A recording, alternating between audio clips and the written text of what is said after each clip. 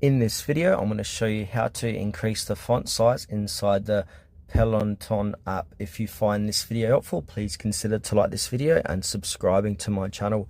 In saying that, let's just jump straight into the video. Okay, so what I'm going to do is open up the Peloton app on my phone, and you can see what the font size is currently set to.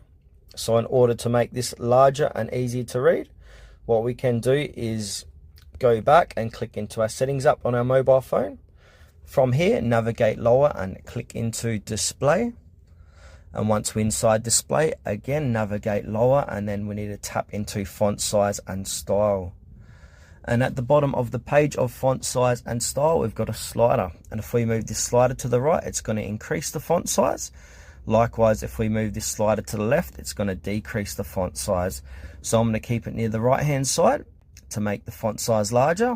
And if I go back to the Peloton app, it's going to increase the font size here as well.